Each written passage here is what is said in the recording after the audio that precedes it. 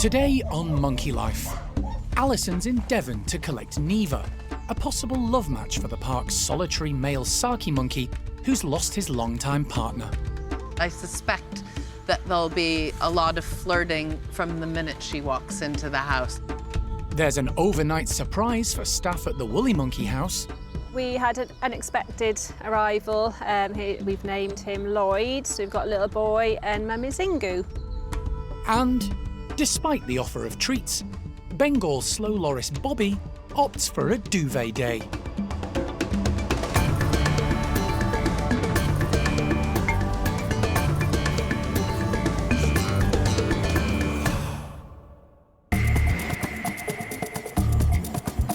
Monkey World in Dorset, buried deep in the English countryside, is the largest sanctuary of its kind on the planet. The team, led by Dr. Alison Cronin, rescue and rehabilitate abused and unwanted primates from all over the world.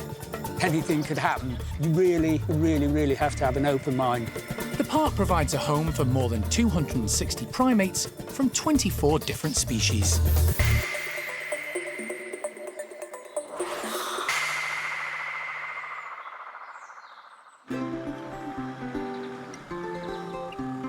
Alison's arrived at Combe Martin Wildlife Park in North Devon, just a few miles from the coast. After a search lasting months, she's come to collect a female Saki monkey, in the hope she'll become a partner for Desmond, the park's male. They've got a young female that was born here called Neva, and she's living with her family still. I think there might be 5 of them in the group.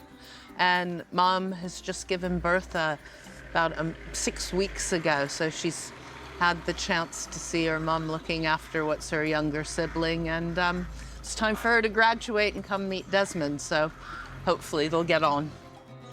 Alison is meeting up with the Wildlife Park's head keeper, Louisa. Hi, I'm Alison. Pleasure. You could work at Monkey World. Everybody wears shorts year round. Yeah. Are you guys wanting to head down and see Neva? Yeah, that would be fantastic. Set in 28 acres, Combe Martin Wildlife Park is home to a variety of animals and birds, including a number of primates. Their family of 5 Saki monkeys is well established and includes a new baby girl just a few months old. Big sister Neva is 6 and soon to reach sexual maturity. Now is the ideal time for her to move on and meet a male partner, as she would in the wild.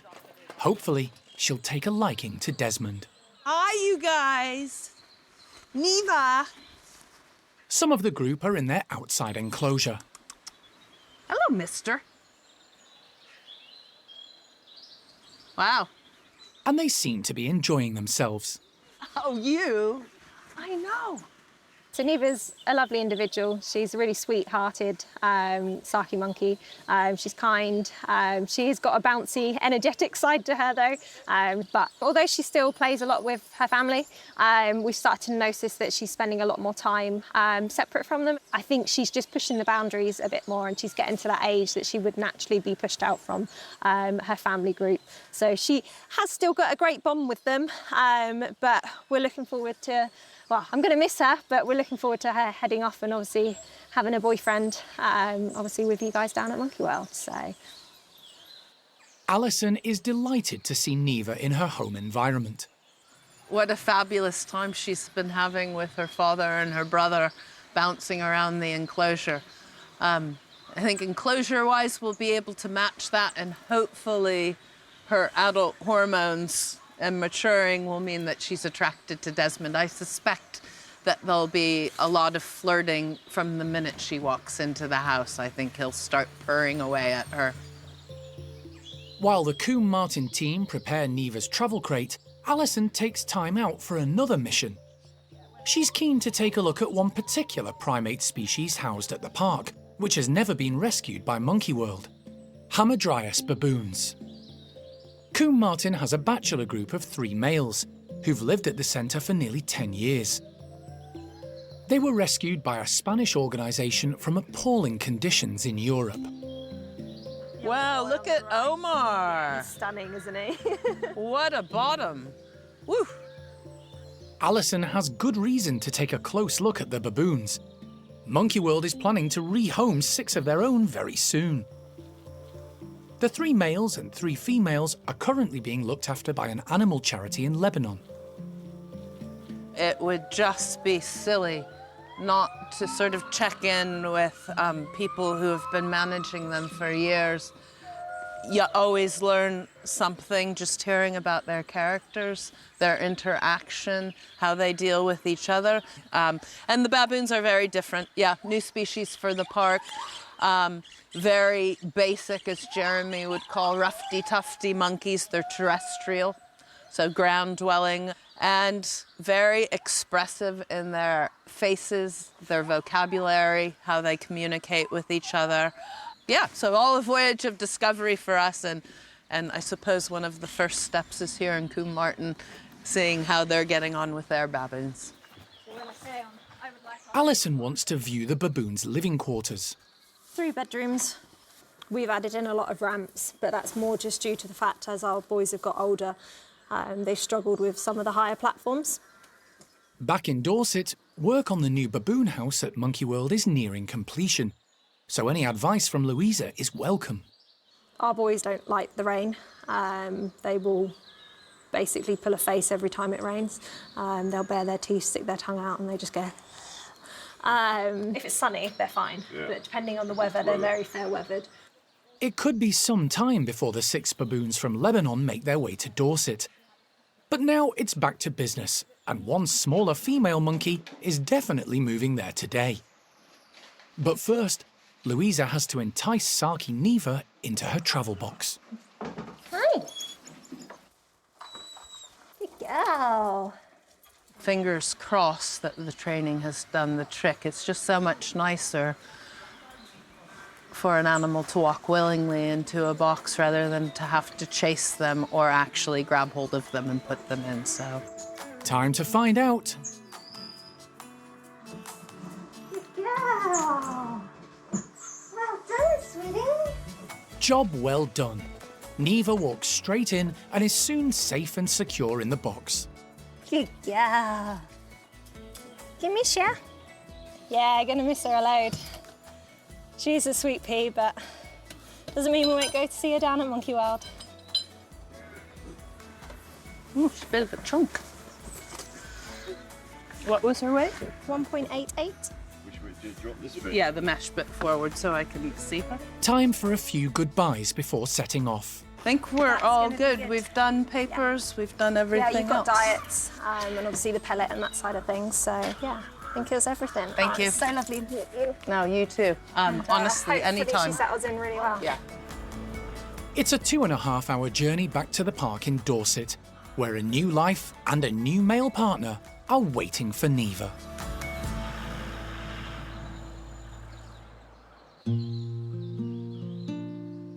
The majority of the primates at the park have been rescued, often from appalling conditions. Some, like the youngsters at the Orangutan nursery, have been orphaned or rejected by their mothers and come to grow up amongst others of their own kind. Monkey World is primarily a rescue and rehabilitation centre, aiming to provide a home for animals in desperate need. With space at a premium, the park has a general policy of not breeding primates. However, one species has had such a dramatic decline in captivity over recent decades that the park does everything possible to support it: the woolly monkey, which is also endangered in the wild. Over the last 20 years, there have been 34 woolly births at Monkey World, but now the number has increased. We had an unexpected arrival. We've named him Lloyd. So we've got a little boy and Mummy Zingu. Zingu is a very experienced mum. This is her 6th infant and follows just 2 years after she gave birth to son Levi. The staff had her put on contraception to give her body a break, but the medication failed. Little Levi's only just turned 2. He seemed quite surprised by Mum's new sort of addition, but he's actually dealt with it in a very mature manner. He's got his big brother Leroy, who's been in this position before, and yeah, it's quite nice to see those two kind of bonded over this experience. And Zingu lets them come and say hello, and doesn't serve. She's not too harsh in pushing them all away, so they're all able to come and just check out little brother and see what the situation is. The team are almost certain Levar is the father. It's a familial group, including Zingu's eldest daughter Olivia and granddaughter Benita, and Leroy, another of Zingu's sons who's now 4 years old. We're so successful with our woolly monkeys because we have such successful family groups, and having a more natural kind of family dynamic that most of the primates here at the park haven't had, unfortunately. They're learning about how to interact with females and other youngsters within the group. So there's this group of 10. We've just got the perfect dynamic, really. Mature individuals that are hopefully teaching those youngsters some really important life skills.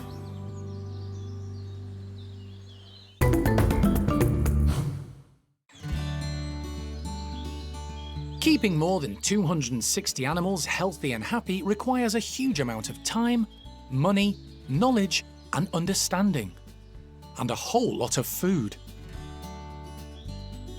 Every year the primates get through nearly 140,000 kilos of fruit and veg, not to mention the live insects and all the vitamins and supplements needed for their care. The wild counterparts of the park's larger primates consume greater amounts of fibre in their natural habitats.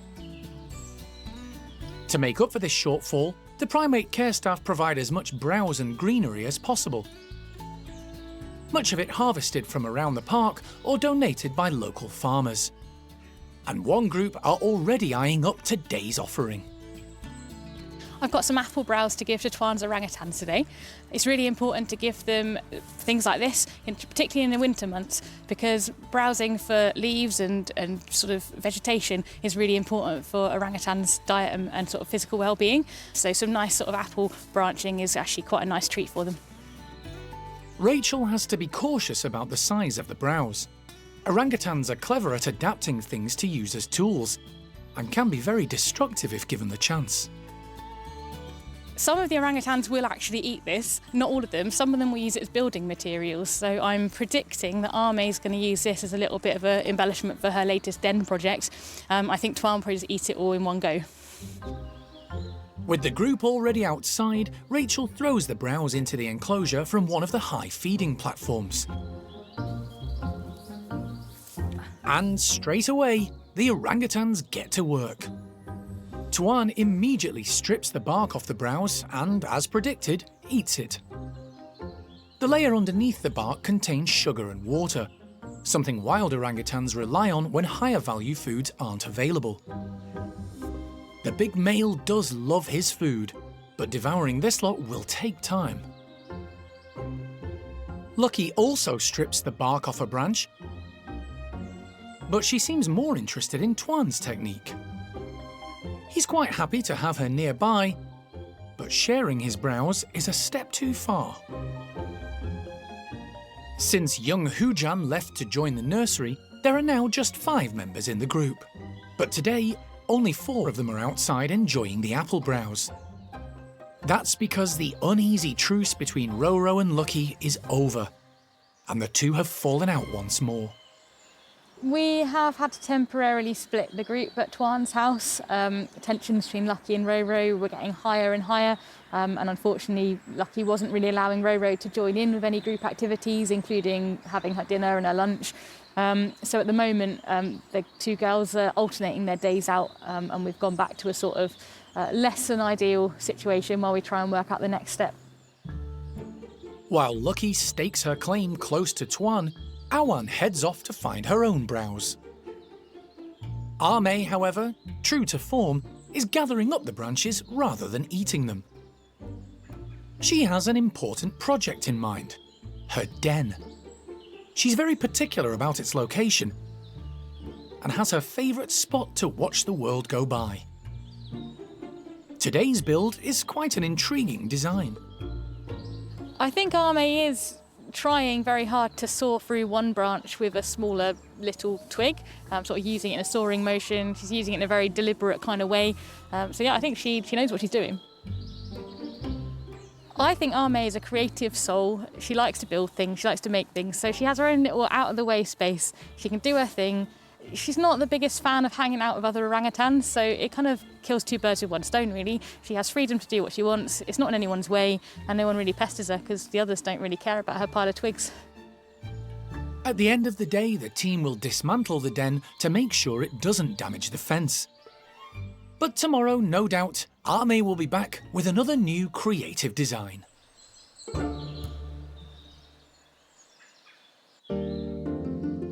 The park is home to a number of primates native to Southeast Asia, but none so puzzling as the small nocturnal Bengal slow loris.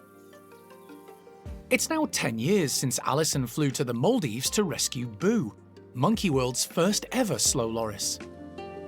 Hi, you. Since then, there have been 9 other arrivals, including Bobby, who was born at the park. Dr. Marina Kenyon has been studying a similar species for many years in the wild and at Dao Tien, Monkey World's sister sanctuary in Vietnam. The centre there has had great success rescuing, rehabilitating, and releasing pygmy loris back into the wild. While in the UK, Marina continues to learn more about the Bengal loris, a unique and secretive species. With all loris species, we're learning as we go along. There's very limited wild data, and in particular with the Bengal. They live different altitudes. There's a huge size range from 2.4 kilos to 1 kilo. They're living in quite different habitats. But in Vietnam in particular, we're finding the Bengal are hanging out more in the better parts of the forest, where the thicker trees are. So that's what we've tried to do here. We've made it much more like a section of primary forest. So we just have to watch now and let them show us what they need. Today, 2 of the park's lorises are being given one of their favourite foods, live insects. Primate care staff member Ali is adding a challenging aspect to the treat by using insect feeders. The loris have got very strong grips, so they'll be able to hopefully hang onto these just by pressing their palms against the wood. In terms of manipulating the insects out of the holes, that could be a bit more difficult. That's why we've got 2 different sizes of hole. So these ones are slightly larger, probably for slightly larger insects like crickets. Hopefully the insects will just come out of the hole and they can grab them. If the insects do come out and they aren't aware of them, we're going to put a small container like this underneath so that they can catch them, and then they'll forage through the shavings. The 2 lucky recipients are female lorises Boo and Bobby. There was a 3rd member of their group, Bruce, who recently passed away after a short illness. But the 2 girls are coping and getting on well, despite not having a male in the house. Loris are a nocturnal species, sleeping during the day and travelling and eating at night. Their house at Monkey World is adapted so they think it's nighttime during the day, and vice versa. Red light is used to monitor them, as they can't see it. Loris aren't known for their speed, and today 5-year-old Bobby isn't even sure she wants to get out of bed. Boo, however, is taking an immediate interest in the feeders. In the wild, insects and gum from tree bark are Loris's main food sources, and their great sense of smell, amazing eyesight, and the ability to hang from tiny branches makes them expert nocturnal hunters. The insect feeders are certainly keeping Boo busy and active, but she can take her time enjoying the treat with no competition from Bobby, who's still snuggled up having a duvet day.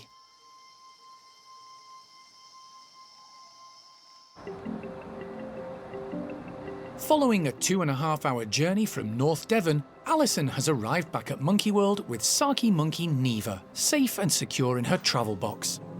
She's hoping the 6-year-old female will be a new companion for Desmond, who lost his longtime mate some months ago.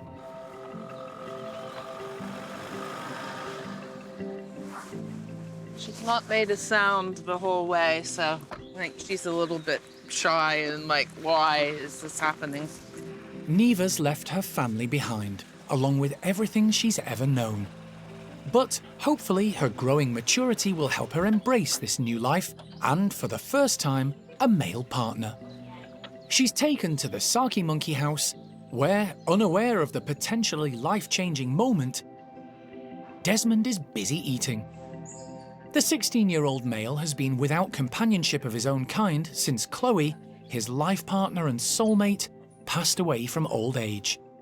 She was older than Desmond, but now he has the prospect of a younger woman in his life. Neva is 10 years his junior, but the team hope the pair will still take a fancy to each other. Happy? They won't meet face to face today. Instead, they'll be in adjacent bedrooms and able to see and hear each other in order to give Neva time to settle in. Right, is everyone happy? We'll go for it. Yeah? Right. Hello, gorgeous. Primate staff member Steph opens up the travel box .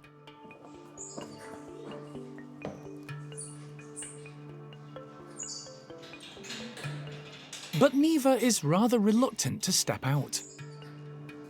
Come on, Des. Perhaps it's the sight of Desmond, along with his housemate, common marmoset Loki. Hey, Desmond. Or the fact they share the house with a group of squirrel monkeys. Another sight Neva isn't accustomed to. This is an awful lot for a young lady to take on board, leaving your family, moving to a new home, and then coming into a house both with squirrel monkeys and a slightly loopy marmoset in the mix. Good boy. Neva takes her time, until, finally, plucking up courage, emerging, and heading up high for safety. She's out. Good girl. Who's that, Desi? It's all a little confusing for the young Saki monkey. However, there is one familiar face. Primate care staff member Sharon spent a couple of days at Coombe Martin Wildlife Centre getting to know Neva. I think we don't want to push it with these guys. We'll probably keep them separate tonight. And then when we come in tomorrow, they'll have sort of settled. Neva will be happier with her surroundings. Desmond will have got the testosterone displaying out of his system. And hopefully we'll be ready for an open up and an introduction. We've certainly seen a little bit of tongue flicking, some positive signs. So fingers crossed tomorrow we can open up and all will be well. It's been a hectic day for young Saki Neva. But perhaps tomorrow everything will fall into place and she'll seize the opportunity to bond with Desmond and start her new life.